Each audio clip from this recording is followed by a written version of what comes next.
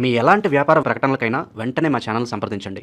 అందరికి నమస్కారం, నేను శిరీష. ఈరోజు మనతో పాటు ఉన్నారు certified tarot card reader, crystal healer Sreeja గారు. అక్కతో మాట్లాడదాం.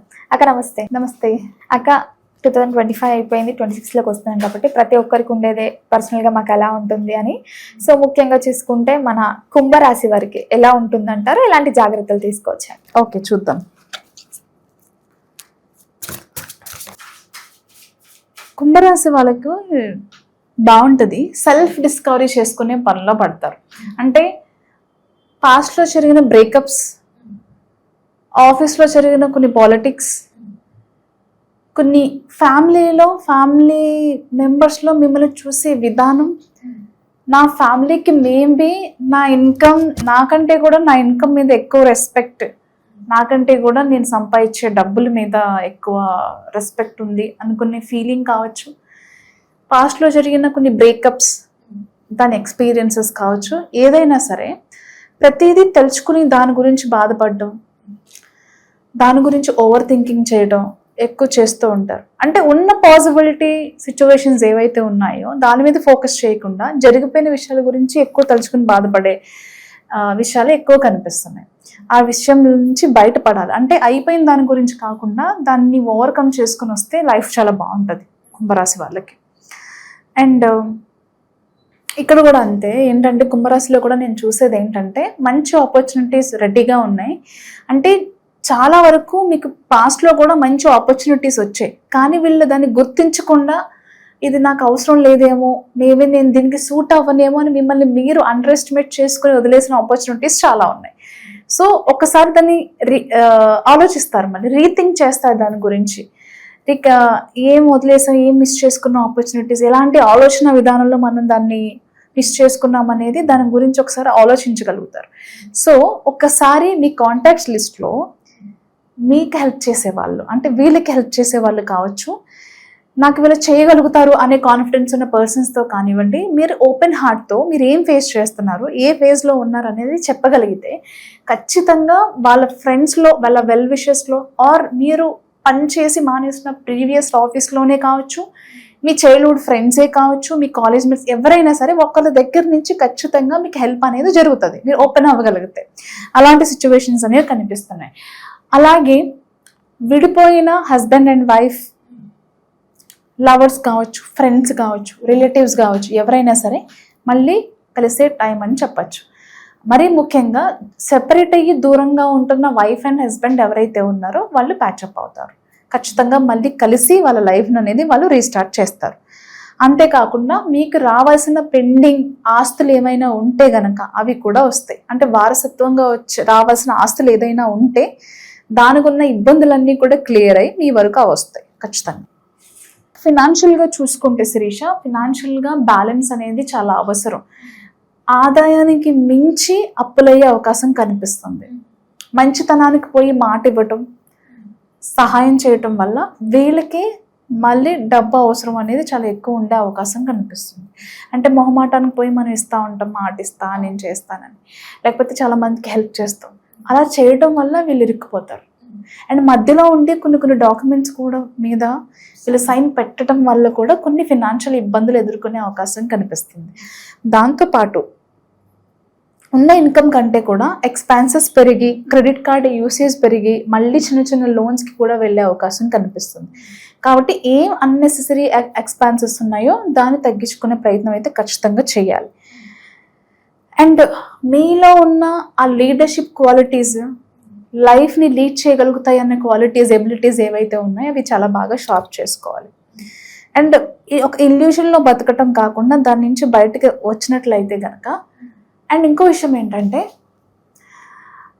లైఫ్లో చాలా స్టబాన్ అయిపోయినటువంటి పీపుల్ యాక్చువల్లీ కుంభరాశి.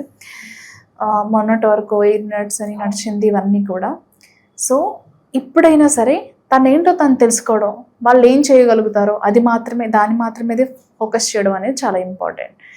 అండ్ ప్రశాంతంగా ఈ పర్సనల్ లైఫ్ వద్దు, ఈ ప్రొఫెషనల్ లైఫ్ వద్దు, కొద్ది రోజులు బ్రేక్ తీసుకుందాం. బ్రేక్ తీసుకొని సెల్ఫ్ డిస్కవరీ చేసుకొని కొద్ది రోజులు ఎక్కడైనా స్పిరిచువల్గా ట్రావెల్ చేసి అప్పుడు మళ్ళీ రీస్టార్ట్ చేద్దాము అనే ఉద్దేశంలో చాలా వరకు స్పిరిచువల్ ట్రావెల్ చేసే అవకాశం కనిపిస్తుంది. కొన్ని మౌంటైన్ ఏరియాస్లో టైం స్పెండ్ చేయడం, కొంతమంది గురువులను కలవడం, కొత్త కొత్త విషయాలు నేర్చుకోవడం, స్పిరిచువల్గా మెంటల్గా తను స్ట్రాంగ్ చేసుకొని పర్సనల్గా మళ్ళీ లైఫ్ రీస్టార్ట్ చేయాలి అనుకునే వాళ్ళు కూడా చాలామంది ఉంటారు. ముఖ్యంగా మరి స్టూడెంట్స్కి ఎలా ఉందంటారు అక్క? స్టూడెంట్స్కి బ్యాలెన్స్, ఫోకస్ చాలా అవసరం. అన్నెసరీ విషయాల్లో వెళ్ళటం, వాటి గురించి మాట్లాడడం, డిస్కస్ చేయటం అవంతా పెట్టుకోకుండా ఉండటమే మంచిది. వాళ్ళకి చాలా బ్యాలెన్స్ అనేది చాలా అవసరం.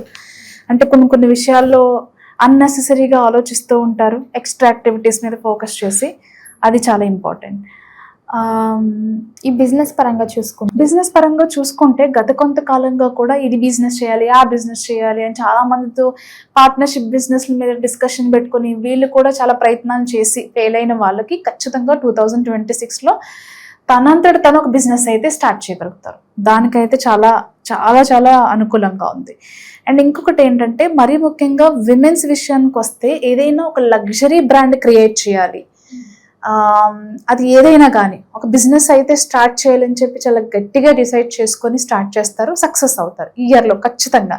అంటే వీళ్ళ ఎక్స్పెక్టేషన్స్ లేకుండా స్టార్ట్ చేసినప్పటికీ కూడా అది చాలా మంచి రీచ్ వచ్చి చాలా సక్సెస్ఫుల్గా ఆ బిజినెస్ అనేది రన్ అయ్యే అవకాశం కూడా కనిపిస్తుంది బిజినెస్ పరంగా చూసుకుంటే. అక్క ముఖ్యంగా ఎవరికైతే వివాహం జరగలేదో మ్యారేజ్ ప్రపోజల్స్, సో అలాంటివి ఏమో జరిగే ఛాన్సెస్ ఉన్నాయంటారా? వీళ్ళు కొన్ని ఇల్యూజన్స్ ఉన్నాయి.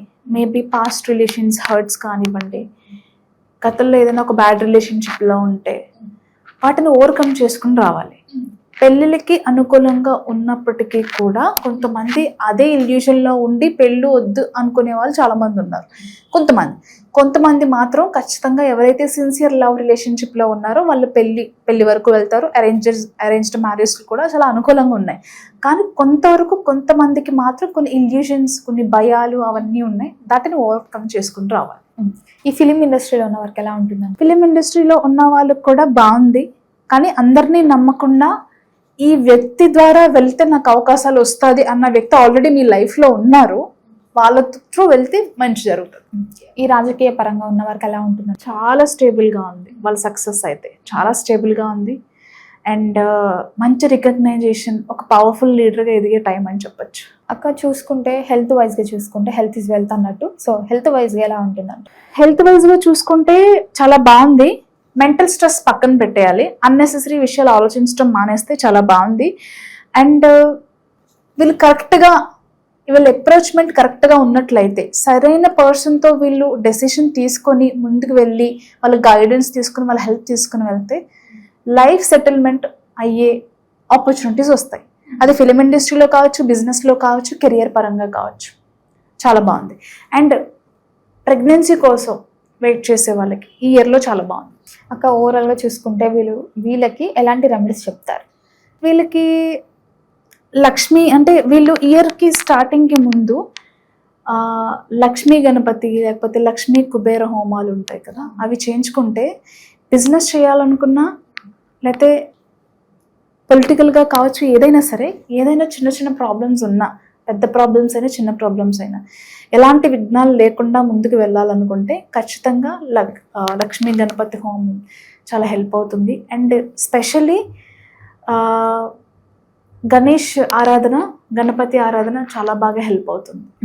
అక్క ఓవరాల్గా 2026లో కుంభరాశి వారికి ఎలా ఉండబోతుంది, ఎలాంటి జాగ్రత్తలు తీసుకోవాలో తెలియజేసినందుకు చాలా థ్యాంక్స్ అక్క. Thank you.